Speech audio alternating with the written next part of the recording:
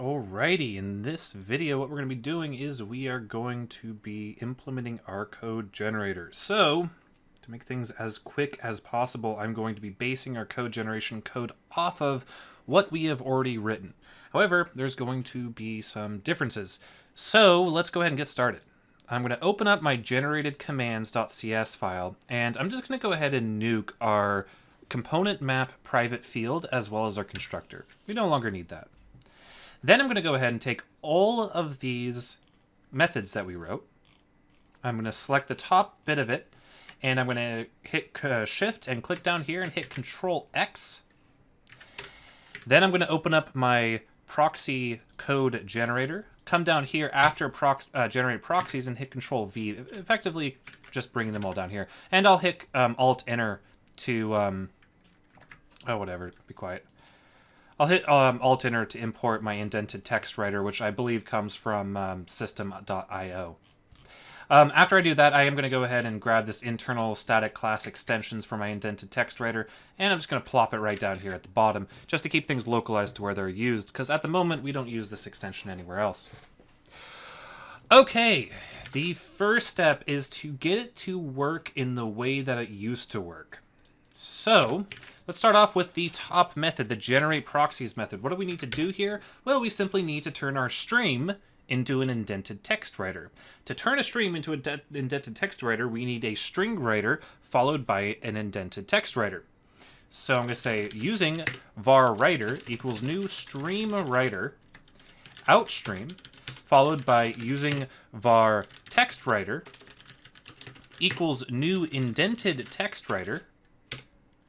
Then I'm going to say generate component interfaces text writer.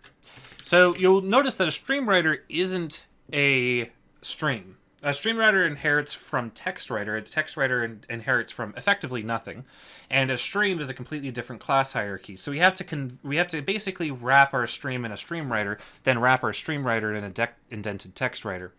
As of now, that's all taken care of. So now we have everything going as it used to be.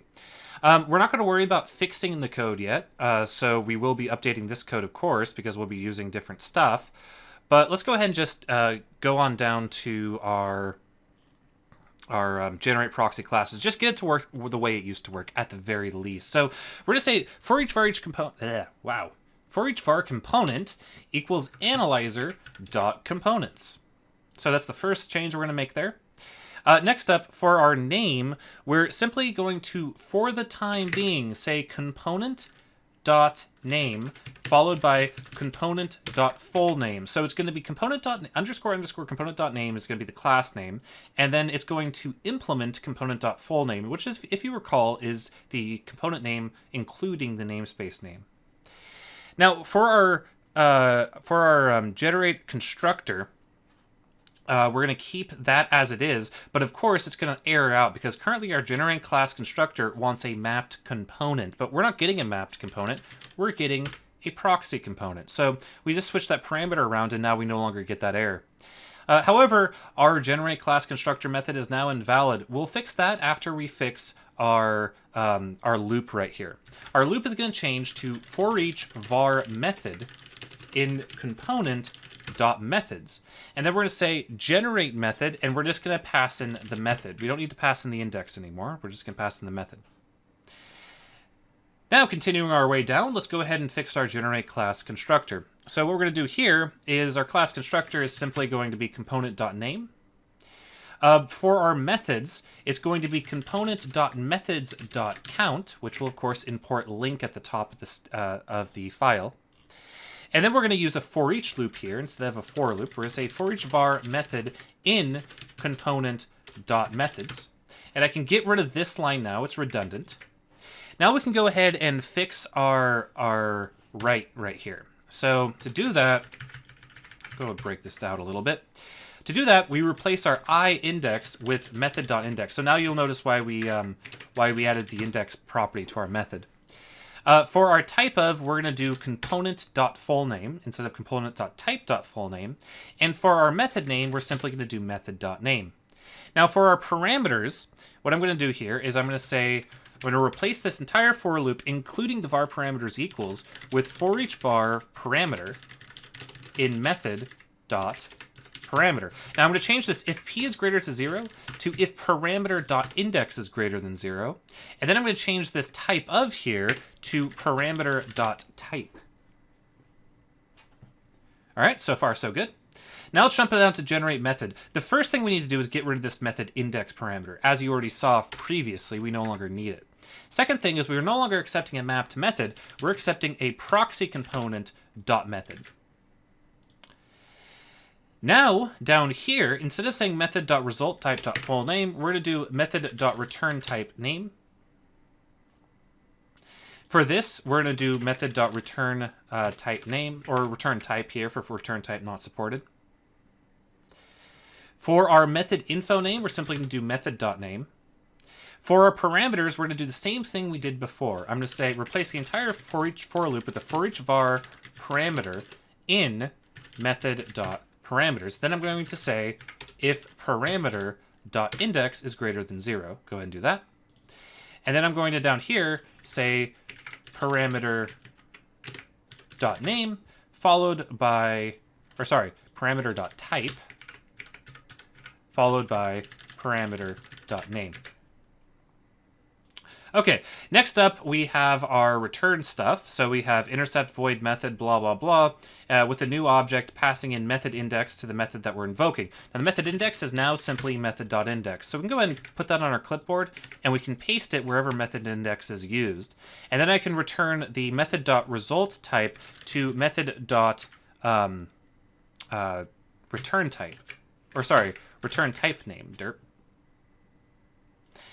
For our parameters, we're going to do the exact same thing. Replace the for loop with the for each var parameter in method.parameters, followed by parameter.index is greater than 0, and then change this to parameter.name. All right, scrolling down here, we have our generate proxy factory. So really the only difference here is instead of saying component map all components, we're now going to say analyzer.components, and we're going to change the type of component.type full name. Now we're going to change that to component.name, or sorry, component.fullname followed by component.name. And we're just going to leave it like this for now. And that's it. So I'm going to scroll up this really slowly. Now remember, I did provide this as an asset for people to download the finished thing if they want to do that. Otherwise, I'm just going to scroll all the way up, and you'll see the first pass that we did through our generation. Again, this is a first pass. Let's go ahead and see how it fares. Let's go ahead and hit F5. Now, hopefully we won't get any exceptions, and we do not. Now, remember how I set up the parameters here? It's going to be dumping the generated file into our bin debug folder. And I see it right there, generated.g.cs. I'm going to open up that with Sublime, and we can go ahead and take a look at what it generated. So you see it generated something that's really, really similar to what we had before. So that's really cool. But as I said before, we're actually going to be changing how this works. We're going to be changing a few things. First of all, we're going to be changing the names of all of these types to random strings, so that it's not possible for two projects with their own components that have maybe similar names but different namespaces to conflict. We're also going to be changing our component proxy factory. Instead of doing this, having its own create method and its own read-only dictionary, it's instead going to have a method on it that accepts a dictionary and that does the add. So basically, at the end of the day, what's going to look like is this.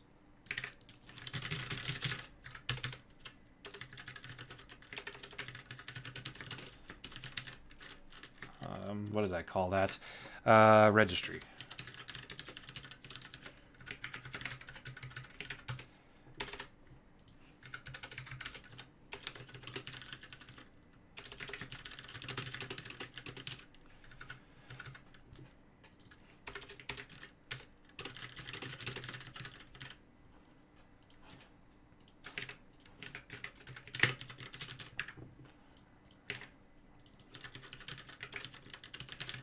Okay.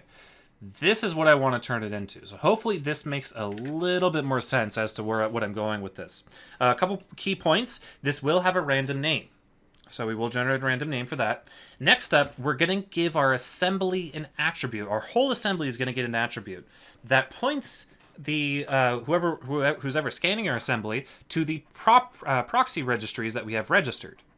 Next up, all of our proxy registries are going to have a public static void register method that takes in a dictionary that we had just before, but instead of it managing its own dictionary, it's just going to add all of these factories onto a new dictionary. So with that, I guess let's go ahead and get started. Okay, so first order of business, we need to generate random names for our proxies. Or for our proxies. And to do that, I'm going to write a helper method all the way at the bottom, because we're going to need this in multiple places. I'm going to say private static string generate random identifier. The way I'm going to do this is I'm going to say return underscore plus GUID dot new GUID dot toString, and look at this. If I open up quotes on my toString, if I have ReSharper installed, it'll show different formats that I can do with my GUIDs. I'm going to go with N. So what will happen here is I'm going to get a new GUID, a new random GUID, a guaranteed unique identifier prefixed with an underscore in the case that it would start with a number, which is an invalid identifier name. And that's what we're going to be using for our random identifiers. Okay, so let's scroll all the way to the top to our generate proxy class. This is where we're going to need to do our first random name generation.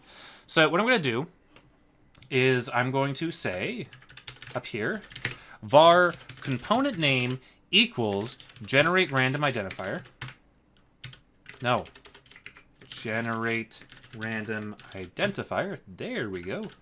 And then I'm going to say component names at component equals, actually I'm going to do a dot add here. No, add. Come on.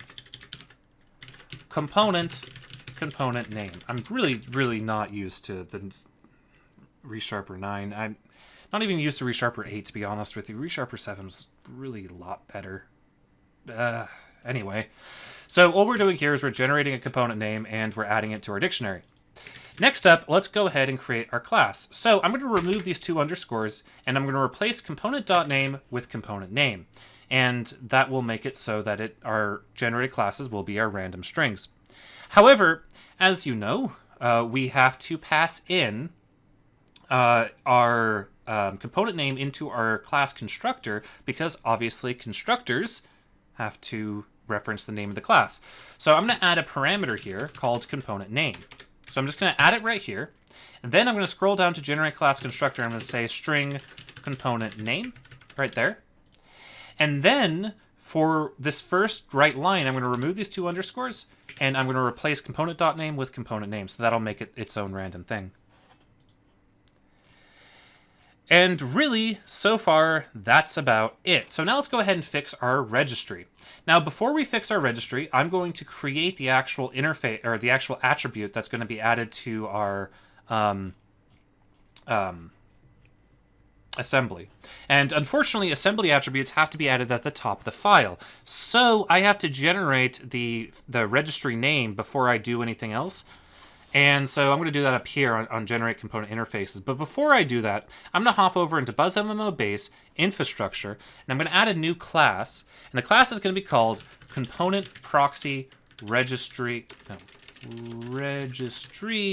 Attribute.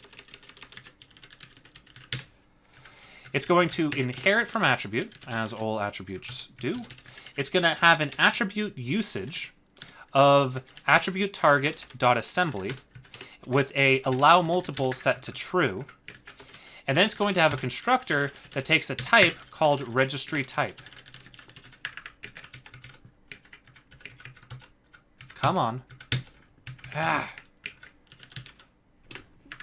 Okay. So here is our component proxy registry attribute. So now what I'm going to do is I'm going to jump back into proxy code generator. And right here, right before we specify our namespace, I'm going to say var registry name equals generate random identifier. And then I'm going to say TextWriter.WriteLine, and then I'm going to pass in an assembly attribute. So it's going to be attribute syntax with the block square brackets, assembly colon, component proxy registry. Then I'm going to pass in type of, and then I'm going to do a blank there, but I'm going to do buzz MMO.base.generated. I'm going to prefix the name of this with .generated, and then pass in registry name. Then for cleanliness, I'll go ahead and do a TextWriter.WriteLine as well. Then what I'm going to do, for the generate proxy factory, I'm going to pass in the registry name as a parameter. All right, so I'm about to scroll down. All right, so down here at the generate proxy factory, I'm going to add a string registry name. I'm going to use that to replace, well, the name of the registry. So let's go ahead and rename this by turning it into a placeholder and passing in registry name. Now we can do some culling here because we don't need all this stuff. We don't need this, so we're going to remove the field. We don't need the create method, so we're going to remove that. And we don't need the return of the create method, so we're going to remove that as well. So next up, for our for this, we no longer need to instantiate our factories, so we're going to remove that. Then we're going to change the signature up here. It's going to be public static void register factories that gets a dictionary of type and func of mapped component. Actually, what am I doing? You can just take this definition right here, this declaration, this really long, ugly dictionary thing, and then I'm going to nuke that again, and I'm going to nuke that again. Then, now with that on my clipboard, I'm going to come in here just so I make sure I don't make any mistakes. Public static void register factories. Control P or Control V, and then call this factories. And the last thing I need to do is down here is change the reference from underscore factories just to normal factories. And that should be that. So, or that should be it. Oh, not quite, not quite. Let's let that run. The next up, this component.fullname is no longer component.fullname. It's underscore component names component. All right, so let's go ahead and do that. Run that, and let's see what we get. Open up Sublime. Okay, first up at the top, we do indeed have our assembly attribute. All of our component names, our proxies, are now changed to random identifiers so that they don't conflict. And we now have our awesome factory registry, which adds in all the factories for each one of the different types. But I got it backwards. Notice how I'm passing in type of the concrete types and not type of the actual things to instantiate. So let's go ahead and fix that. Jumping back here into our generate proxy factory, I'm just going to swap these two parameters. Then I'm going to make sure I get rid of that double underscore right there. Run that again just for good measure, just to make sure that we have everything looking the way we want it to. As you see, it now looks proper. Alrighty, so I think the last thing that we need to worry about is going to be our using statements. And that's going to be really easy. So I'm going to scroll up all the way to the top to our generate component interfaces. And the first thing I'm going to do is I'm going to say var usings equals new hash set of string. And I'm going to pass in our analyzer.using directives. Then I'm going to say usings.add, passing in using system. In fact, I should be able to do this as a collection initializer. Indeed, I can. Using system.collections.generic. And using buzz MMO.base.infrastructure. Then, instead of this TextWriter WriteLine stuff, I'm going to say for each var using directive in usings, TextWriter.WriteLine using directive, and then I'm going to add a TextWriter.WriteLine just for cleanliness down there. Okay, so notice what I'm doing is I'm not just appending these using statements directly to the stream. I'm adding them to a new hash set, which is a copy of the analyzer's hash set. And that's just so I don't get duplicate using systems or duplicate using system collections generic. Even though that wouldn't affect anything, I think it's better form to go ahead and keep those unique. So let's go ahead and hit F5 and see what we get. We see that we missed a semicolon. We're going to hit F5 in a second after I add that semicolon back in. And I am going to jump into my components, and I'm going to add some using statements into my character select system. So I'm going to say using system.io, I guess. And then login system. I'll say using system.link, using system link expressions, stuff like that. Now let's hit F5 and see if those usings get propagated. Indeed, they do. Notice here at the top, all of our usings got propagated from our source files into our generated file. And really, that's it. That's the code generation that we need. The only thing that we really have to worry about now is integrating our new method of code generation into our project. So we're going to have to write some code that's capable of understanding these register factories methods and the scanning for component proxy registries. But once we get that all set up, we'll be good to go. So I think we're going to do that in the next video. And until then, we'll see you guys.